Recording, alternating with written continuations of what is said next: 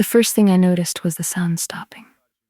Not gradually, not the way music fades when a song ends and another one begins, but all at once.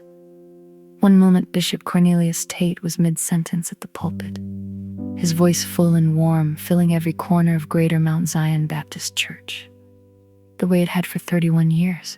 And then silence, complete, hollow silence, like someone had pressed a hand over the mouth of the entire sanctuary. I felt it before I understood it. I was seated in the third pew from the front, left side, the same seat I had occupied every Sunday morning for 19 years. My husband, Darnell, sat beside me, close enough that I could feel the warmth radiating from his arm through the sleeve of his navy suit jacket. The children's choir had just finished their processional. The ushers in white gloves were still finding their positions along the center aisle. It was that holy pause between movement and ministry, the kind of stillness that makes you close your eyes and breathe deeply, grateful to be present, grateful for the order and the beauty of it all. Then I heard the footsteps. Quick, determined, not the careful, reverent steps of someone approaching the altar in worship. These steps had purpose. These steps had been rehearsed somewhere in private, in the courage of a decision already made and already settled. I opened my eyes. A girl. She could not have been older than 15, perhaps 16, was walking up the center aisle. She wore a yellow dress, simple and clean. Her hair was pulled back tightly. She was not crying. That was the thing that stayed with me. She was not crying at all. Her face was composed in a way that very few adults ever manage in a public space, let alone a teenage girl walking alone through a silent church toward a pulpit. No one had invited her to approach. She reached the communion table. One of the deacons, Deacon Reginald Okafor, a large man with thick hands and decades of service, stepped forward from his post near the side door and raised one hand to stop her. She did not stop. She sidestepped him with the grace of someone who had already imagined this exact moment, who had already seen it play out, who had already lived past it. And then she was at the pulpit steps, and then she was climbing them, and then her hand was on the microphone. Bishop Tate did not move. The whole congregation turned, 240 people turning at the same moment, turning the way a single body of water shifts when wind crosses it. I heard a program fan drop somewhere behind me. A small child whimpered and was hushed immediately.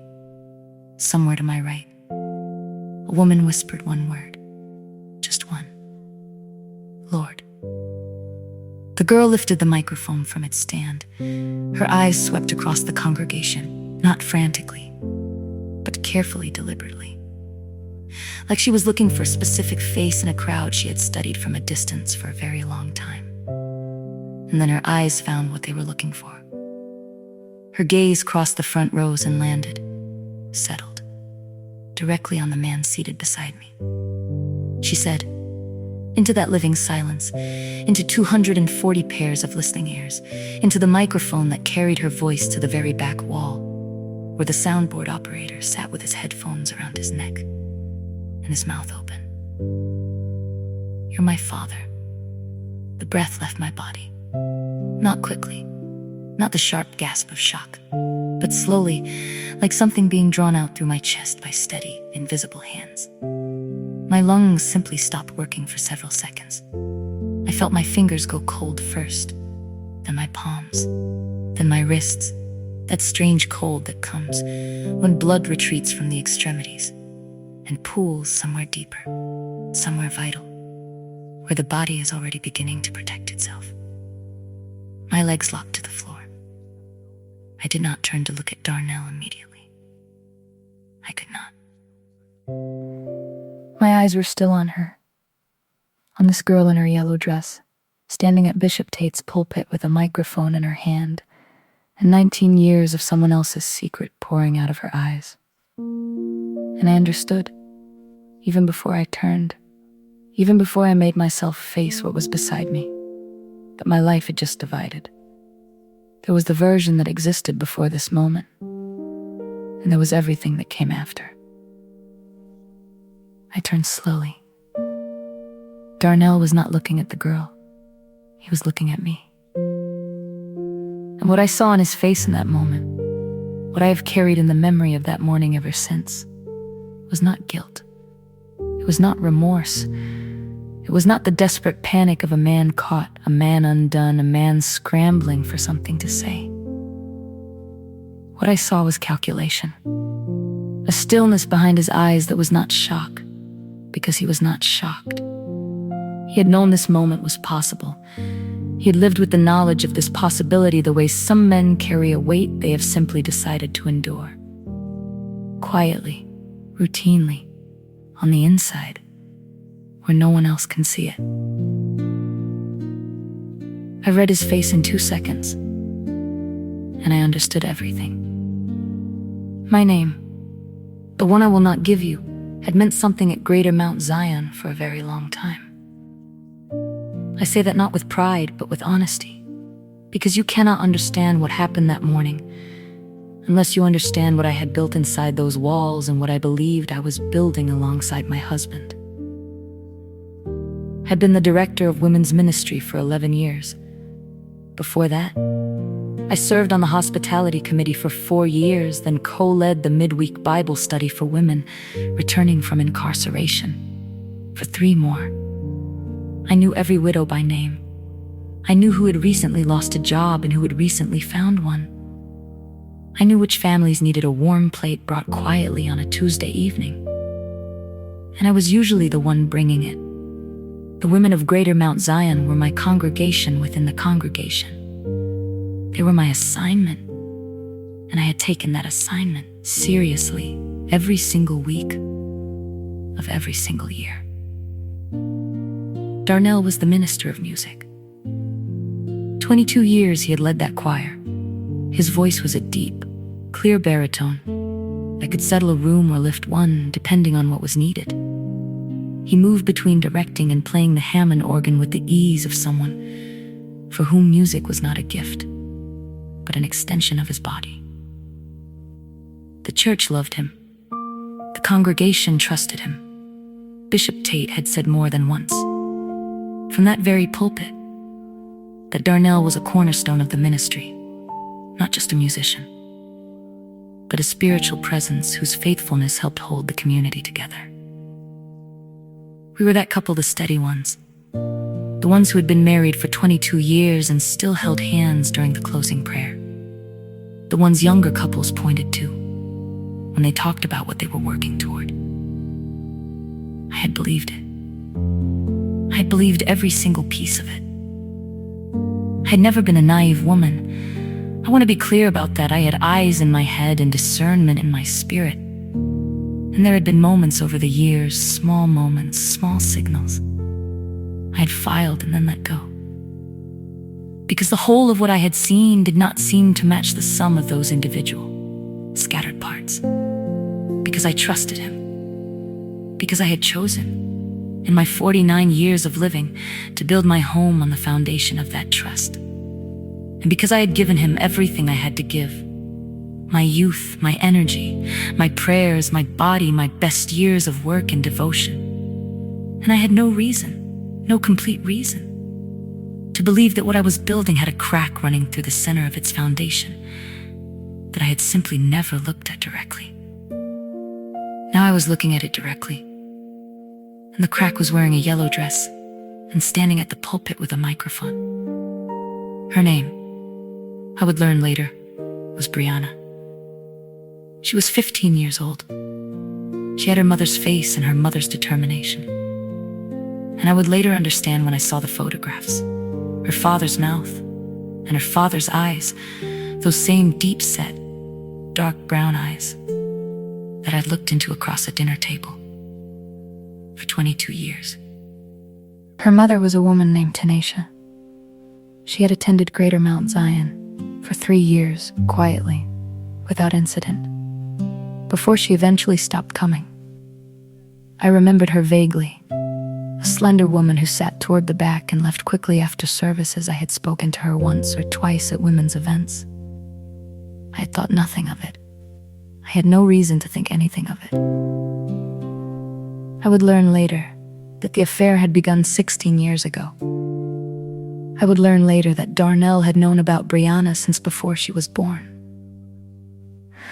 I would learn later that Tanisha had spent 15 years asking him privately, pleading with him privately, to acknowledge his daughter.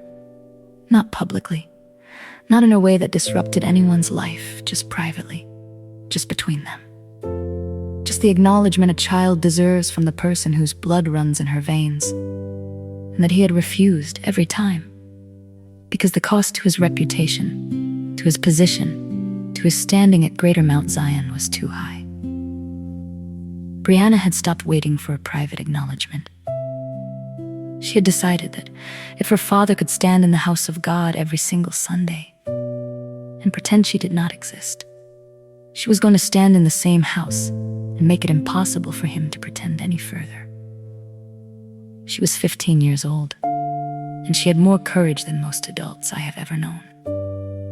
In the minutes after she spoke, the sanctuary moved the way rooms move when something irreversible has happened, not with chaos, but with the dense, particular confusion of people who understand that an institution they love has just been altered, and that nothing about the next several moments will be comfortable. Bishop Tate recovered first. He was a man of God in every real and functional sense of that phrase. Not a perfect man, but a man whose faith was genuine and whose pastoral instincts were sharp and immediate. He took the microphone from Brianna gently, with both hands, and he turned to the congregation, and he said, with the full weight of his 31 years of leadership behind every syllable, "This house will remain in order." And it did, because he said so. Because his authority in that moment was not positional but spiritual. It came from a place people trusted, and the congregation sat back, collectively, and breathed. Two of the women elders moved toward Brianna, not to remove her, to stand with her, to put hands on her shoulders and let her know that she was not alone in this building. Whatever had brought her there, that was the church at its best. That was the part I will always hold on to. Those two women moving toward that girl with nothing but presence and warmth. Deacon Okafor approached Darnell quietly. I did not watch what happened next with Darnell. My eyes had moved to Brianna, and they stayed there, on this child who had walked into the center of my life and detonated a truth that had been buried for 16 years. And what I felt in those moments was something I was not prepared for. It was not only pain. There was pain, certainly. There was a devastation so thorough and so complete that I cannot fully describe it even now, looking back from a distance. But there was also something else. There was grief for her. For this girl who had grown up knowing who her father was and being made invisible by him. For the birthdays he had not attended. For the Father's Day cards that had gone nowhere. For the years of her mother going back to him, asking again, being turned away again. For the courage it had taken to put on a yellow dress on a Sunday morning and walk into the sanctuary of Greater Mount Zion Baptist Church and demand to be seen. I grieved for her before I grieved for myself. I think that is the truest thing I can tell you about who I was in that moment. We drove home in silence. I drove. Darnell sat in the passenger seat and said nothing. I said nothing. The highway was quiet for a Sunday afternoon, and the sun was hard and flat and indifferent in the way that sunlight is sometimes indifferent to human suffering. It does not adjust itself for your circumstances. It simply continues to be what it is. We entered the house. I set my purse on the kitchen counter. I removed my church hat and set it carefully on the shelf where it always lived. I smoothed my dress. I stood at the kitchen window and looked out at the backyard for a long moment. At the garden I had planted, at the bird feeder, I kept filled with the ordinary, accumulated evidence of a life I had built. And then I turned around and I looked at my husband. I said, "Tell me everything." Not loudly, not with tears, not with the shaking voice of a woman on the edge of collapse. I said it the way you say something when you have already decided that you are going to hear whatever comes next with your full self intact. Because you understand that the truth, no matter how devastating, is the only foundation anything real can be built on. And you need the foundation more than you need the comfort of not knowing. He sat down at the kitchen table, and he told me. It took nearly 2 hours. There were parts where he stopped and I waited, and he started again. There were parts where his voice broke and I gave him nothing. No reassurance, no softening, no reach across the table. Because I had nothing in that moment to give. The story came out in the way that long-hidden truths come out when there is finally no more room to hold them. Not clean, not organized, but real 16 years of it. The beginning of it, which was a Saturday evening rehearsal, and a weakness he described with the language of inevitability, as though he had had no choice, as though it had simply happened to him rather than through him. The continuation of it. The ending of it, which was not a clean ending, but a slow retreat into what he had decided to call distance, tenacious requests, his refusals. The way he had constructed a separate partition in his mind. One side containing his life with me. One side containing this other truth. And had lived inside that partition for 16 years, while singing in the choir every Sunday and leading the congregation in worship and holding my hand during the closing prayer. When he finished, the kitchen was very quiet. I said, "Did you love her?" He looked at the table. Then he looked at me. He said, "Not the way I love you." I said, "Did you love your daughter?" He did not answer that one immediately. And his pause was its own answer, the kind that settles in your chest and stays there. I said, "You need to call your daughter." He looked at me. I said, "Whatever happens between you and me, and I do not know yet what that is, that child did not make herself.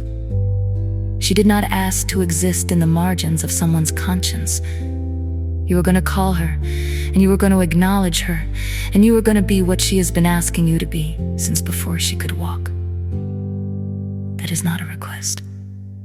He nodded. I picked up my purse from the counter, and I walked out of the kitchen. The weeks that followed were the longest of my life. The church moved the way institutions move when something foundational has been disturbed, carefully, painfully, with the particular sorrow of people who love a community and are grieving what it has been asked to hold. Bishop Tate called an emergency meeting of the deacon board and the elder council within 48 hours of that Sunday. I was not in that meeting, Darnell was. He was asked to step down from the minister of music position effective immediately. He was placed on a restoration leave, a formal designation at Greater Mount Zion that meant neither condemnation nor immediate reinstatement, but a structured withdrawal from public ministry while truth and accountability were properly addressed. He was assigned a pastoral accountability partner, one of the elder ministers, and given a framework for what restoration would require if he chose to pursue it. I was called separately. Bishop Tate sat across from me in his office, with the afternoon light coming through the half-open blinds, and he did not offer me platitudes. He did not tell me that God had a plan, or that everything happened for a reason. He said, "I am sorry. I am sorry this happened in this house. I am sorry it happened in front of you. And I am sorry it took this long for the truth to find its way into the light." He said, "Your position here is yours. No one is asking you to step away from anything, but you do not have to come back before you are ready." I told him I would be back the following Sunday. He looked at me for a long moment, and then he nodded and said, "I will save your seat." I will not tell you that returning was easy. I will not tell you that I walked through those doors on the following Sunday and felt nothing. Felt no weight of eyes, no awareness of being watched, no sense of the enormous, invisible shift in how everyone in that sanctuary now understood the contours of my life. I felt all of it, every single part of it. But I had learned something. Over the years of sitting in that sanctuary, of leading those women, of walking through the hospital rooms and the funeral homes and the difficult kitchen table conversations of women's ministry, I had learned that dignity is not the absence of pain. It is the decision to carry pain without letting it determine your posture. It is the choice to walk through the door anyway, not because you are unbroken, but because you have decided that your presence matters more than your comfort. I walked through the door. I sat in the third pew from the front left side. I was alone in my seat for the first time in 19 years. And I sat there with my back straight and my hands folded and my heart shattered and my spirit intact. And I worshiped the God I had served in that house for 2 decades. And I let the music move through me. And I cried when I needed to cry. And I did not explain myself to anyone. After service, Sister Lorraine Abernathy, a woman in her 70s who had been attending Greater Mount Zion for longer than I had been alive, came and sat beside me. She did not say a word. She simply took my hand in both of hers and held it for a long time. And then she patted it twice, slowly, and stood up and walked away. That was enough. That was more than enough. I moved out of the house 6 weeks after that Sunday. It was not a decision I made in anger. Anger had come and gone, burning and then cooling. The way anger does when it is honest and not performed. I had moved through anger and into something quieter. A clarity about what I needed, what I could rebuild, and what I could not carry forward into the next chapter of my life. Darnell and I had spent those 6 weeks in a particular kind of careful, painful conversation. The kind that strips the varnish off everything and shows you the bare wood underneath. Some of it was necessary. Some of it was brutal. All of it was honest. He had, at my insistence, made contact with Tanisha and with Brianna. He had begun the slow, difficult, inadequate process of being present to a daughter he had denied for 15 years. That was not nothing. I will not pretend it was nothing. But I also knew, in the deep, quiet, spiritually informed place inside me, where I've always known the truest things about my life, that the marriage was over. Not because I could not forgive him. Forgiveness was something I had already begun working toward.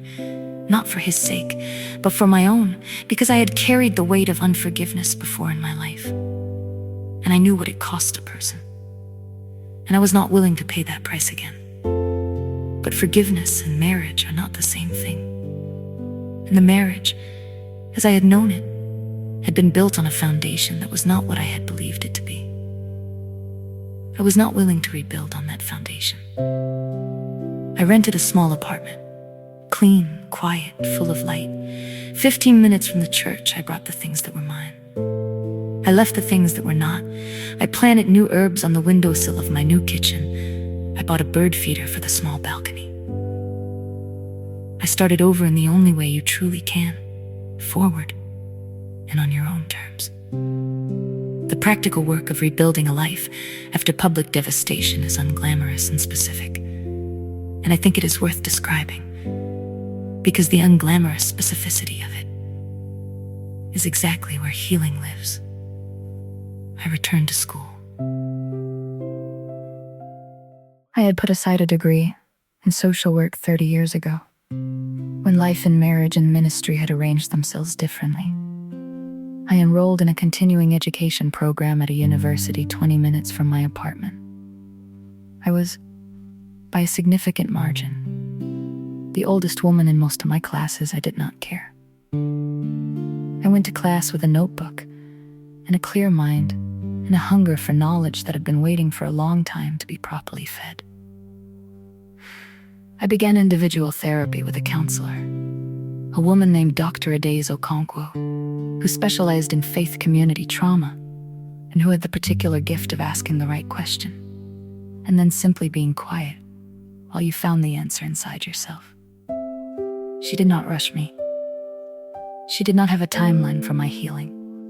She let the process be the process, and over the months that followed, I began to understand things about myself, about the places I had abdicated my own discernment, about the ways I had built a version of my marriage in my imagination that required me to not look at certain things clearly, that were difficult to understand and ultimately liberating.